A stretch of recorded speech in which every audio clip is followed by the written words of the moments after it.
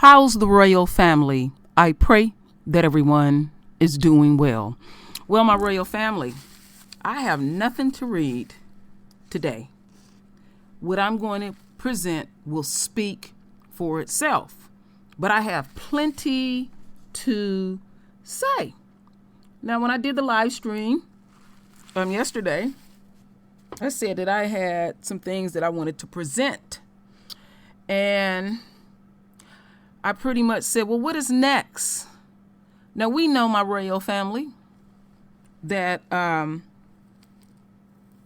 said that the court of public opinion, the public,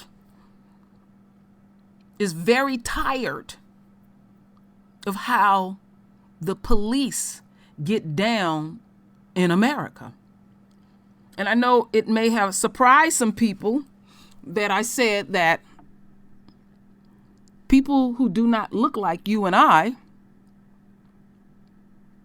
who know they folks, and that are not racist, but they have fears and they have concerns. And we are seeing that some of them are rendering their vote and their voices on when they get an opportunity to be a part of a jury. We have even, and I've showed this on my channel, some of them are bold enough to be interviewed and speak core truth. I know I get down pretty hard and pretty raw on the enemy and also the supporters. And I can understand in this war that the enemy, they intimidate their own. And how they are getting down in America is sickening. You can't do one basic ass thing, your job. So they are depending on the DOJs. They're depending on the judges because the public is sick of pigs. But they are being true to their nature.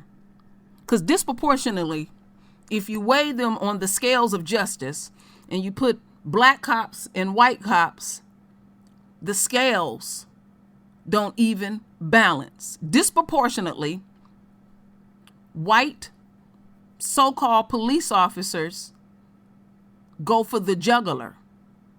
But then you see a black cop show restraint. It is what it is, my royal family. So the presentation that I'm going to give, we're going to start with Dante Wright. And we're going to go on a journey, my royal family. So lean all up in it, my royal family. Go get your shit. I forgot to tell you about that. Go get it. Go get it. Go get it. I'm stalling.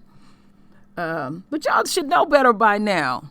Anybody that's new to the True Royal Family or my backup channel, the backup channel is True Royal, and you will see a purple bird. Just type it in and go over there too and give that channel some love. So, my royal family, let's get into it. So, what we're going to listen to is an interview of Dante Wright's parents.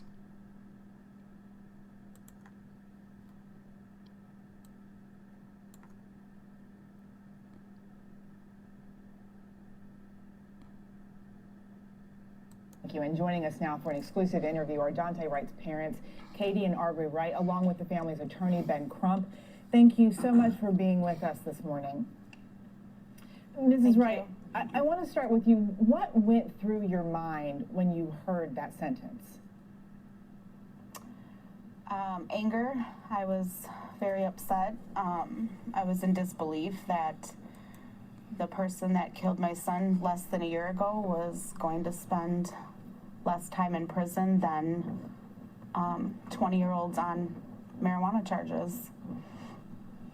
The judge said this was, quote, a cop who made a tragic mistake drawing her firearm thinking it was a taser and ended up killing a young man. That was her explanation for the lighter sentence below the court guidelines. Mr. Wright, what kind of sentence were you expecting? I was expecting more than what she received. It was a little bit easier to sleep at night thinking that, she was going to be convicted and serve a little time. But, nothing could, I don't know. I just thought she was going to get more time than what she did. That was like a slap to the face. And I know, Mrs. Wright, you've previously said you wanted to see justice served. Do you feel like with this sentence that you were able to get justice? No, I feel like the justice system failed us. It failed my son. It fails our community. It's telling, the public that my son's life wasn't worth at least even the sentencing guidelines. Going below that was not okay. And Mr. Crump, I want to ask you, is the family considering any other legal action in this case? Well, we're going to bring a civil action in this matter, certainly, because it's outrageous. We believe what happened in the sentencing. There are black people who have greater sentences for selling marijuana than this white policewoman got for killing this young black man. And it's very troubling because you think about the fact that Muhammad Noor, a black police officer in that same courtroom in 2019, who was convicted of a lesser charge, manslaughter 2, was given 12 and a half years, upward departure, when he killed a white woman in the very similar manner than Kim Potter, because he was trying to protect the officer's life too. And he was very remorseful, but he didn't get that consideration. The white woman, when she killed the black man, she got all kind of consideration. And that's why so many black people continue to say that there are two justice systems in America, one for white America and another for black America. And Mr. and Mrs. Wright, I have to ask you, where do you go from here? What do you do next? Well, the fight isn't over. We're going to continue to fight in our son's name and continue to fight so that way no more 20-year-old black men are getting, shot and killed in the street for simply having an air freshener or expired tabs. All right. Let me take this down, my royal family. Quickly. So. Oh, boy, I have to be honest with you. Crump spoke well that one time, but he get on my nerves. So y'all know that we were watching the sentence live, and we had a 15-minute window, and the top prosecutors, the head, one of the top cops, had first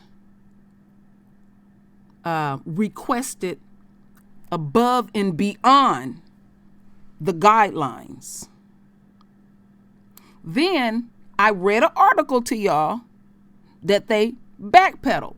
So you can't trust these people whatsoever because they're more concerned about their political career. And I'm going to expose Keith Ellison. All right. We got 9 minutes and 26 seconds of juiciness. All right.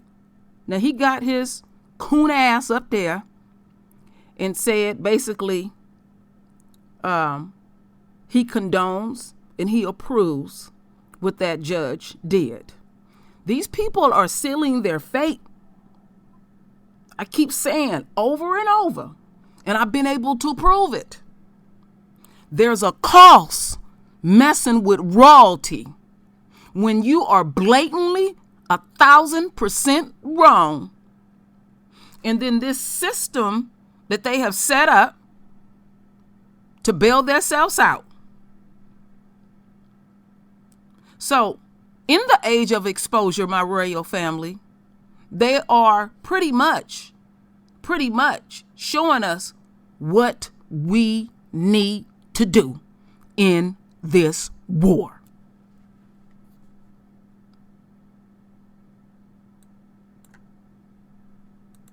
Lean all up in it. Listen to this coon. Minnesota Attorney General Keith Ellison led the prosecution. He said he accepts the lesser sentence for Potter, and he is urging others to do the same. Our Caroline Cummings had a chance to speak with him after today's decision. We'll go ahead and get started. I know you don't have much time. So just going off your lengthy statement you sent today following the sentencing, you said that you accept Judge Chu's judgment and you encouraged everybody to accept her decision today. What do you say to Dante Wright's family, who is devastated by the decision?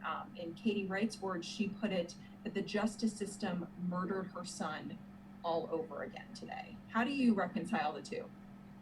I say that she suffered an incalculable loss, and I also urge everybody to understand where she's coming from. Her son was her life and the life of her husband, and he was the center of his family and beloved in his family unit and community. So, I mean, one thing does not negate the other. The fact is that Judge Chu's decision is her decision. She made it after listening to both sides. She made it after reading everything, and she made it after reading the pre-sentence investigation, and she rendered her decision. So, I don't think it benefits us at all to not accept the decision. We should accept that decision. And remember that Dante Wright's life cannot be measured in the number of years that Kim Potter did or didn't get. Dante Wright's life is measured in the people who loved him, and that love is infinite. And so that's what I say. I say that you've got to make room in your heart for a grieving mom, and I do. Do you think it was the right decision to render a downward departure from the sentencing guidelines? Like I said, I accept the decision that the judge made. I think others, it's your First Amendment right to not agree, but I'm not going to second guess the court, because as an officer of the court, which is what I am, I think it is important to make sure that decisions are rendered according to law. I mean, that is, and her decision was rendered according to law. She did not. I would never submit or suggest she did not use her discretion within her prerogative. She did. Now, you can disagree with it. Nobody has to agree with the court's decision, but I think overall we are all best served by committing to accept her decision. I urge others to accept her decision. And I think, the effort to make sure that we have better relationship between police and community, that effort goes forward. That effort doesn't stop. Right now people are working on reform measures as we speak, and they should continue to do that. I support that. I think that, I was among the most brokenhearted when the George Floyd Justice and Policing Act seemed to fail. Let's revive that. Let's keep on pushing. And, honestly, I think Kim Potter has an important role to play. She could go from police department to say, you know what, I actually did weapons confusion and it had lethal outcomes.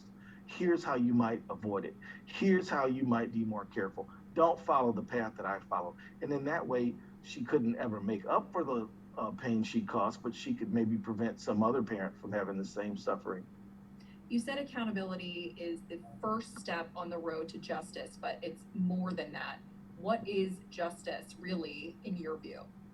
Well, it's restoration. It also involves mercy. It also involves compassion and even forgiveness. It involves, making sure that we as a society come to a brand new understanding about the importance of treating everyone with equality. From my standpoint, we should always be striving for no one's above the law, No one's beneath it. No one is too low down because of their social status to get the benefit of the law, and no one's too high to escape the consequences and the accountability of the law. We all have to live under it and obey it. Equal justice under the law. That's why the Statue of Liberty is blindfolded. Your office has now prosecuted 2 really high-profile cases involving former officers killing civilians, residents of Minneapolis and Brooklyn Center by police. The case with George Floyd and now Dante Wright. How do you see justice differently in these 2 cases? Obviously, there were different charges and different sentences, but big picture, is justice look differently to you? Well, thanks for pointing out that they are extremely different cases, very different cases. But I will say that, look, we live in a society where we live under one standard of justice. And that's all anyone is asking for. That none of us should be able to say, because of my connections, because of who I know, because of what I do, I can do stuff that others can't do. We all have to live under the law. And none of us should say, because of the history of the ethnic group I come from, it's okay for people to treat me really badly. And we've got to have one standard of justice to live up to that pledge that we all make. What do we say? Liberty and justice for all. And guess what? If we do that and if we strive toward that, our society will be better off. We will be a better society for it. And I think that, we can't go around the world telling other countries that they should observe human rights, that they should make sure that the state has the proper relationship with the civilians, and then not do it, And so that's what I think we should be striving for. And I believe that, Kim Potter has a future to look forward to. I hope she uses the time she will have with her family wisely, and she has led a life of service. I hope she continues to do so and commits herself to making sure that others don't commit the same mistake that she did. And yet what she did was a mistake. We acknowledge that it was a mistake. It was not an intentional crime, quite different from Derek Chauvin. But it still was a lethal mistake, and it was a violation of the law. I think we've got to try to heal. We've got to try to come together as a community. It's so easy to retreat into a corner and just lash out in an angry way. We've got to find healing, and we've got to find justice, elusive, but we've always got to be in pursuit of it.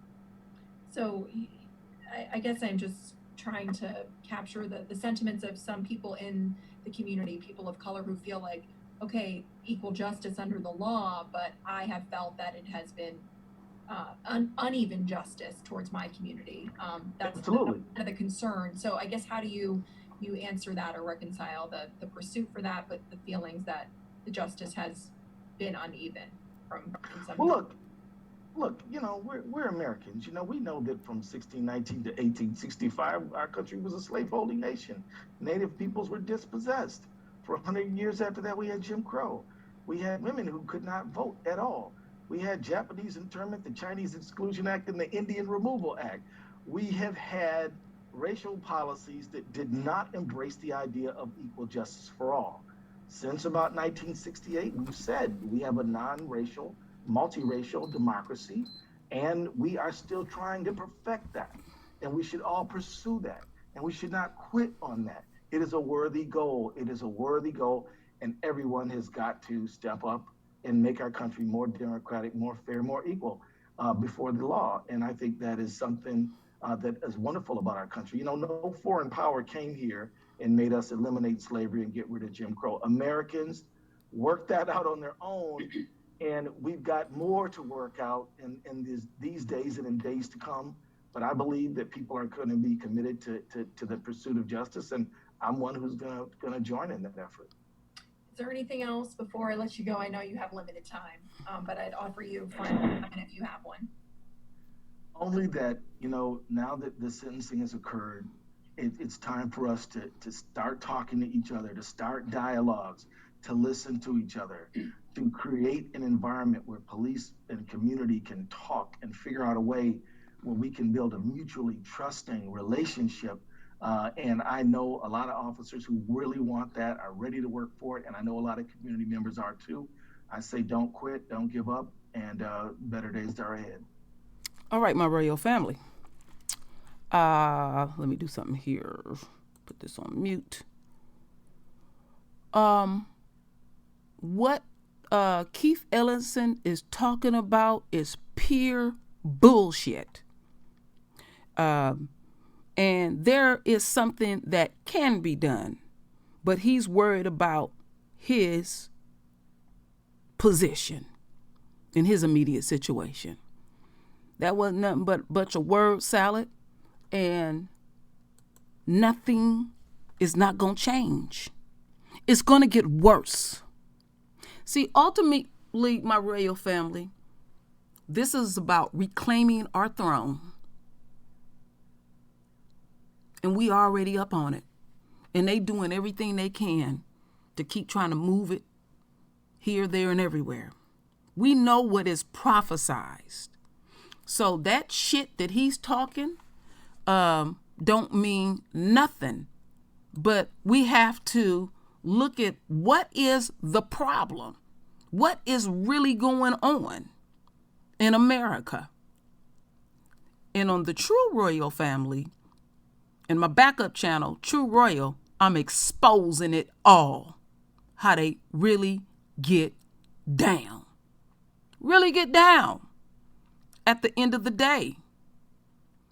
And what's so deep to me, my royal family, is the visions that I get.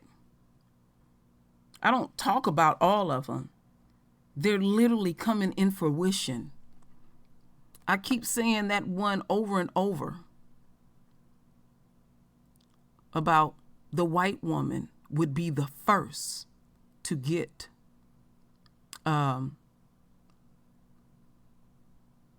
Yah's wrath.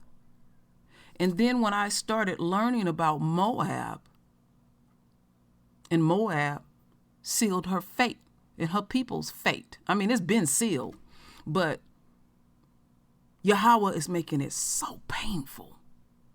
But when you are in a state of pain, emotional pain, you seem to hear better. That's how I would get my children to listen to me when they would have an experience, a negative experience. I wouldn't ever say, I told you so, but it seems like they would listen to me better because that was painful. Knowing what I know, knowing what we know, it's still painful. And any inkling is me as an individual of thinking these people gonna be right has totally left my system. That's the humanity in me. That's the humanity in you. When you are talking about, well, why they don't do it, this and that, you're really talking about yourself, the goodness in you, my royal family.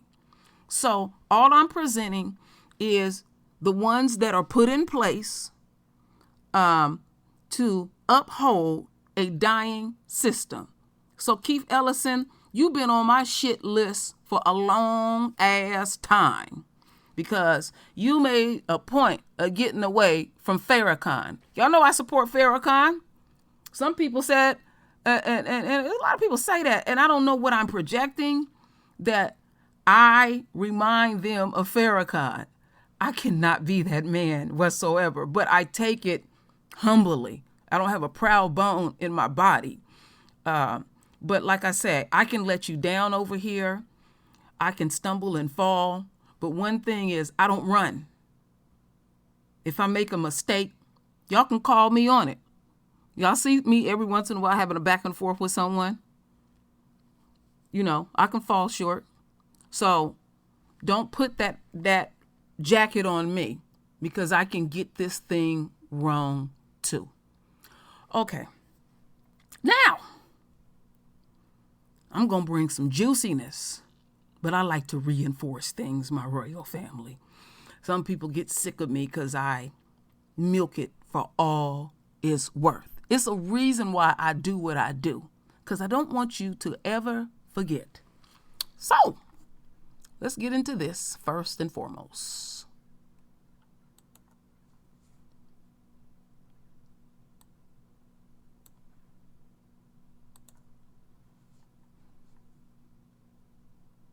I want to address the members of the DOJ. I'm very thankful that you guys brought these charges of hate crime. But back on January the 31st, you guys accepted a plea deal with these 3 murderers who took my son's life. Marcus and 2 of Ahmaud's aunties stood before the courts and begged the judge not to take a plea deal that the DOJ that the DOJ went before the judge and asked them to take a plea deal with these guys. That's a mother.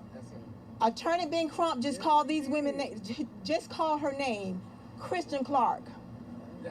As I traveled to Brunswick on that Sunday afternoon, I spoke to Kristen Clarke and the lead attorney, Tara Lyons, begging them to please not take this plea deal. They ignored my cry.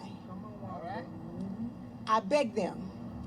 Even after the family stood before the judge and asked the judge to not take this plea deal, the lead prosecutor, Tara Lyons, stood up and asked the judge to ignore the family's cry. Justice. That's not justice for Ahmaud.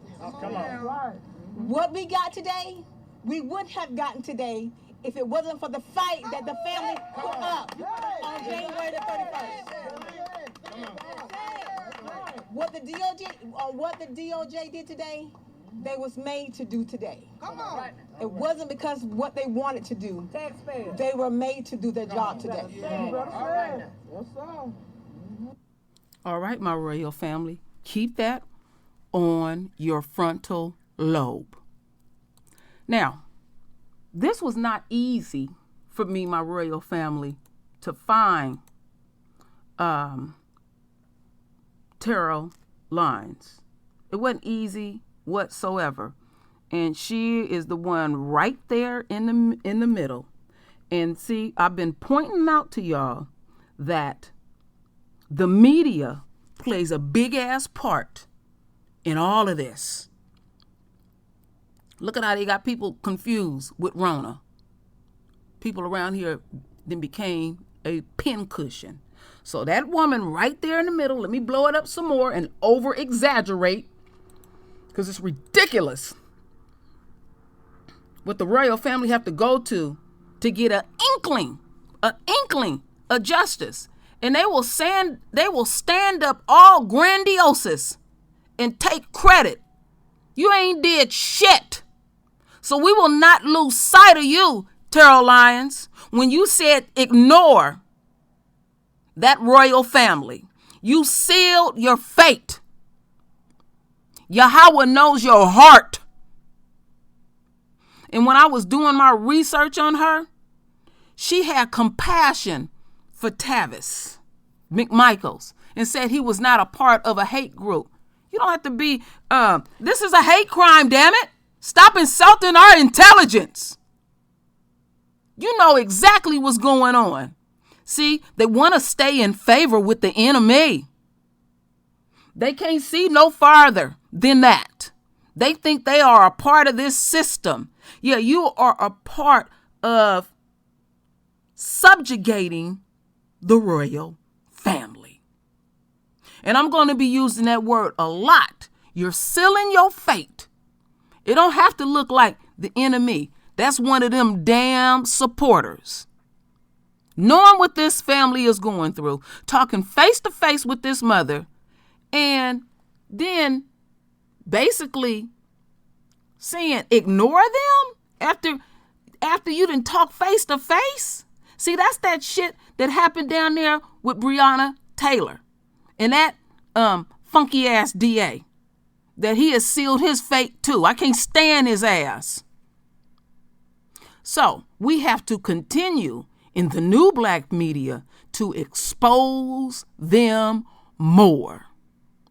Because when I put her name and Googled her name, all I seen was pictures, none of her pictures of either Ahmaud or those murderers. That's all I seen. It was sickening. I'm tired of even looking at them. So remember, as I take my sweet ass time, remember that face. She ain't no damn good. As we continue on. Now, we're going to get on the one. Now, she's the assistant. Now, we're going to get with Kristen Clarke. Let's see what she look like. Let's see what she got to say. There she is, my royal family. Yes. Now, listen to this BS. Mr. Arbery was killed in February and we're only now having these indictments. What is your reaction? It's a travesty. You have a family that has been grieving for months and searching for justice. And the only reason why this horrendous killing is getting the attention that it did is because a video was released that has gone viral both across the United States and across the globe. Today's indictment is an important development in this case. The three men who are responsible for taking Mr. Arbery's life will now face charges, but there's a long road ahead. We'll have to be vigilant and watch as this case moves through the justice system. It's also noteworthy that this is the fourth prosecutor who has touched this case. This is a case that moved through the hands of three different prosecutors before landing with the current state attorney handling the case. It really underscores the need for us to ensure that prosecutors who handle sensitive cases that involve racial violence and racial bias are impartial and fair in how they handle these matters from the outset. No doubt the fact that this case traveled between the hands of three different prosecutors resulted in the delay of an indictment in this case. Kristen, the lawyer representing Arbery's family, Benjamin Crump, also of course representing George Floyd's family, has anything changed given the amount of protests that we've been seeing on the streets in America and worldwide since the death of George Floyd? Do you think anything is changing now in terms of how this Mr. Arbery's death is being perceived? There have been some very small and incremental changes. For one, Georgia has at long last passed a hate crimes bill that is now sitting on the governor's desk for his signature. Georgia was one of only 4 states in the country that did not have a law on the books that made clear that hate crimes are a violation of the law, that there's something different about racially motivated and racially biased killings like that of Ahmaud Arbery. We also are waiting for justice in the death of Breonna Taylor. And at this moment, Congress is debating legislation that would put in place a policing reform package that actually includes language that would at long last ban lynching, which has never been done in our country at the federal level. These are a series of small steps that have had kind of a cascading effect across the country. We're starting to see some state legislatures that are putting reforms on the books, but there's still a long way to go to fully confront the crisis of racial violence and police violence that are both gripping the nation. Kristen Clarke, the President, Executive Director of the National Lawyers Committee for Civil Rights Under Law, thank you so much for your time. This woman is full of shit. Full of shit. That's why I replayed that video. So y'all will not lose sight of the inner injustice and shit that they be pulling. Because these positions that they get, I keep saying, they demonstrate something to the enemy that they're trustworthy and they will continue to uphold the system. What I have presented so far, none of them are no damn good. Keep that on your frontal lobe. All right? Remember who we pay them. And they're going to have to get some act right. They won't get it.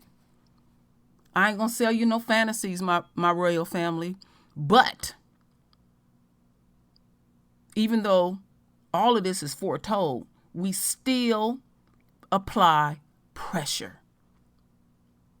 Knowing what we know, we still apply pressure. And it's ridiculous that they can't do the most simplest shit. These wasn't even pigs. These are everyday citizens. And they let them sit at home for 10 damn weeks. I'm like Amar's mother. I'm pissed. Keep slapping us in the face and slapping us in the face with this bullshit. And then you sit up there on the world stage and try to speak with good diction and all. To hell with y'all. As I close out my royal family, I came upon this picture of Travis. Excuse me, Father, forgive me. I guess when you say somebody's name like that, that ain't nothing but devilment. Ahmaud Arbery, Wanda Cooper Jones, and one of his dear friends, they didn't put his name here, in happier times. My queen, all I can do is just show you and honor you in the utmost respect. This battle is not over with, but I pray that you and Senior Marcus Arbery, y'all need to go away from the media. I'm really concerned about you. I'm really concerned about Ahmaud Arbery's father. He looks so drained. Y'all need to just go chill. Now, I know that there is more that has to be done. There is the sentencing phase, and it can be some fuckery in that too as well. But I pray somewhere y'all take a window of a lot of time and get away from the media. There's many of us in this war that will render their voice and fight that fight.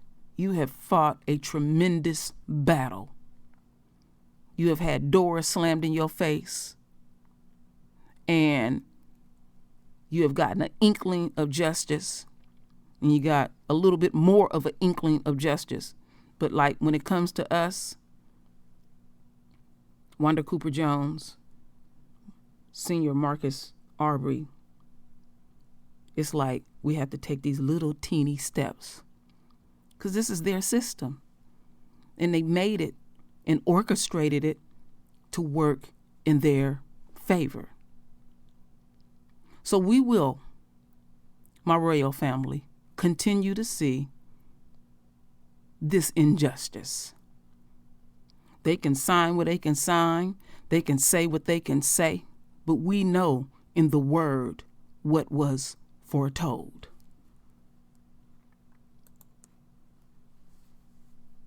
There's two types of systems, black and white. That, I mean, it explains itself at the end of the day, my royal family. What more can we say? What more can we do? We do not give up. We expose the enemy. We expose their supporters. And I thank those jurors that could see the fuckery. I thank you for rendering your vote, your vote and your voice. I thank y'all for that. I rarely do things like that. Like I said, I'm hardcore over here. I'm going to remain hardcore. But I'm a balanced person when I choose to be. All right? See, these folks got choices. But again, there is a great, grave concern. Because they trying to figure out, damn, this don't look good. Well, like I started out. Public opinion, the court of public opinion, how people are looking at y'all on a global scale is not a good look. Your profession is not noble at all. And I talked about yesterday on my live the foundation of this police force. It never started on a good foundation. It was always had cracks in it. Now it's crumbling. And who's making it crumble? The very ones that call themselves building the foundation. You didn't start out right. It was always about keeping us in a state of fear. What is there to fear? You done did everything to us. You give that fear back to them. Speaking the now, my royal family. So I'm done, my royal family. So, render your voice with your beautiful divine words. And as always, my royal family, I thank you for your love. I thank you for your support. And with that said, Ashe.